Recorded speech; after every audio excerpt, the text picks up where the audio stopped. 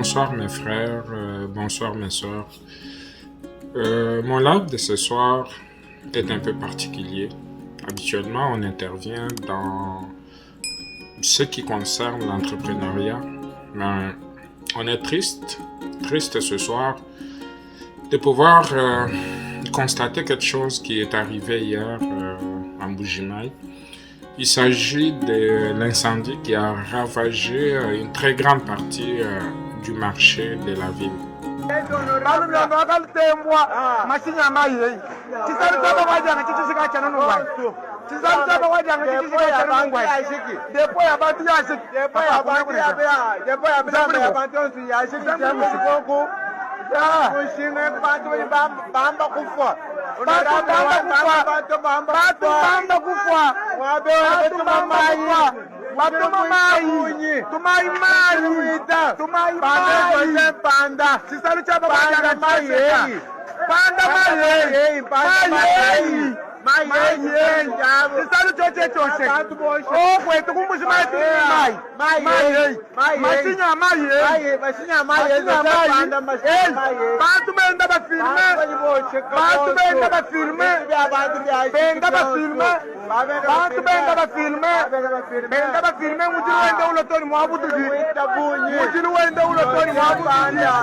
Il faut rappeler que Mbuji-Mayi, c'est la deuxième ville la plus peuplée de la République démocratique du Congo avec plus de 3 millions d'habitants.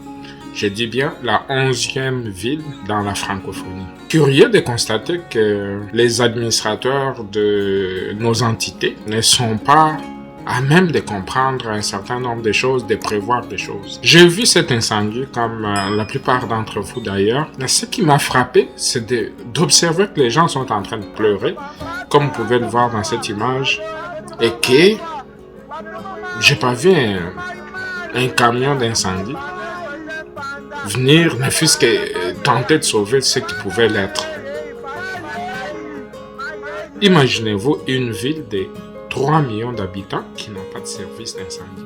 Et là, les petits commerçants ont tout perdu. Les petits commerçants ont perdu le peu, en fait, dans une économie qui, somme toute, puisque, comme on le sait très bien, la ville de Mbuji-Mayi n'a pas de grosses entreprises. La seule entreprise de taille qu'il y avait dans cette ville, c'était l'Amiba qui, depuis, a fait faillite. Depuis lors, qu'est-ce qui se passe? C'est des petites personnes qui se débrouillent tant bien que mal, des entrepreneurs qui essayent de tenir l'économie, que ce soit dans l'agroalimentaire, que ce soit dans la distribution, dans le vestimentaire et tout autre produit, en fonction des besoins de la population. Mais ces gens-là, pour une bonne partie, hier, toutes leurs économies ou tout leur capital est parti en fumée. Ça devait nous interpeller comme citoyens, ça devait nous interpeller comme moi personnellement, comme entrepreneur, je me mets à la place de toutes ces personnes qui, aujourd'hui, du jour au lendemain, se réveillent sans rien. Cela me rappelle quelque chose que je vais vous raconter il y a plusieurs années.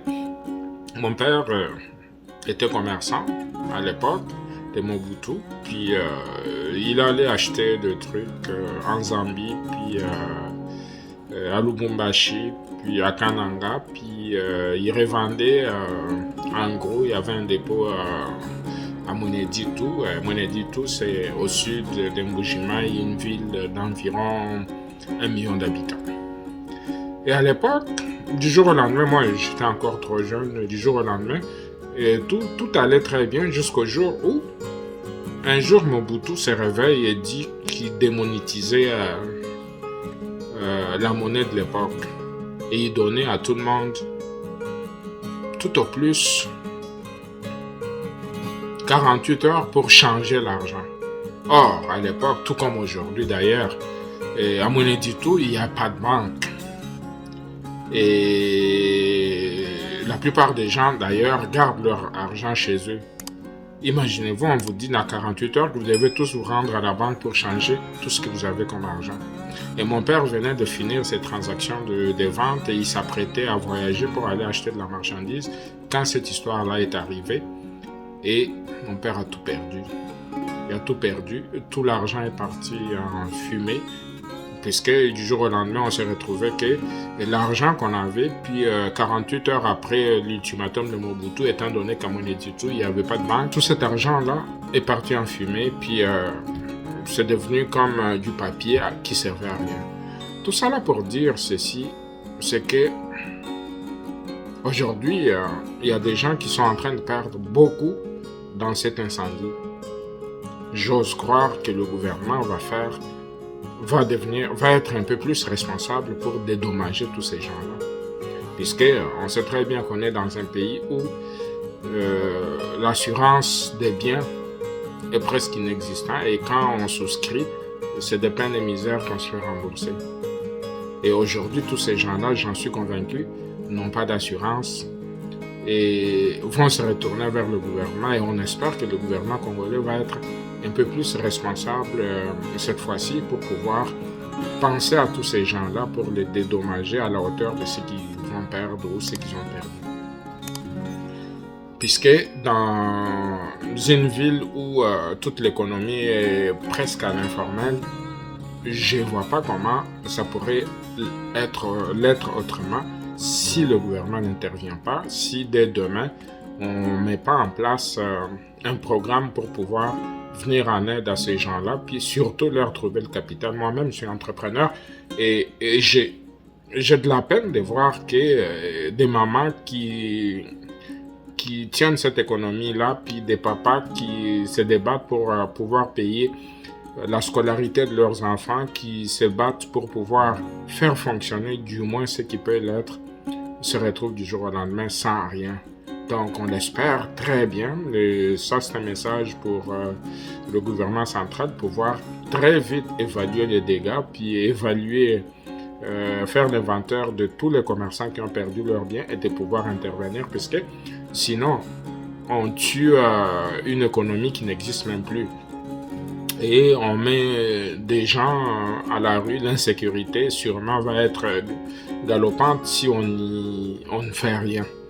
Donc, mon intervention de ce soir, habituellement, depuis le début de l'année, je ne suis pas intervenu puisque le mois de janvier, je me t'ai dit, on travaille plus sur notre calendrier de l'année pour notre compagnie, puis faire ce qu'il y a à faire pour pouvoir préparer l'année qui s'en vient, qui est une année déterminante pour les activités de notre compagnie. Et là, je sors en catastrophe pour pouvoir intervenir et surtout sensibiliser les décideurs qui doivent comprendre que gouverner, c'est prévoir. Et je ne peux pas comprendre qu'un incendie de ce genre arrive et qu'on ne voie aucun camion d'incendie et qu'on ne voie rien et que les gens se battent avec les mains pour pouvoir éteindre un incendie de cette ampleur. Donc, dans tout ça là, puis j'interpelle le gouvernement. J'aimerais sincèrement là que tout soit fait pour pouvoir aider ces gens-là à pouvoir au moins avoir le minimum pour pouvoir répartir dans quelque chose. Ça se fait un peu partout. Puis c'est un programme d'urgence qu'il faut créer, éviter de pouvoir frustrer des gens en faisant de promesses fallacieuses que les politiciens congolais ne sont pas prêts à tenir. Et cette fois-ci, on vous regarde et on espère que vous allez pouvoir intervenir et aider à soulager la misère de cette population qui n'a que trop souffert. Donc, c'est un peu ça. Puis, nous espérons que tout le monde se porte bien. Pour ceux qui ont tous perdu, on va mettre la pression pour que le gouvernement du Congo puisse leur venir en aide. Et pour ceux qui peuvent le faire, on regarde la possibilité d'organiser une collecte pour pouvoir venir en aide à tous ces gens. Et que ce soit des gens de la diaspora en particulier à qui je sais que habituellement ils ont une solidarité légendaire qui leur est reconnue depuis des décennies.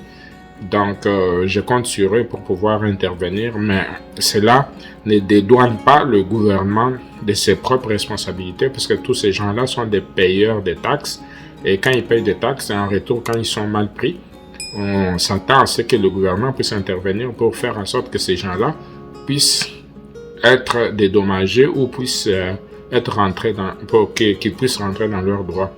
Donc, c'était ça notre intervention de ce jour et on espère que on va avoir un lendemain meilleur malgré les difficultés et que ceux qui ont perdu leurs biens, qu'ils gardent le moral et qu'ils tiennent.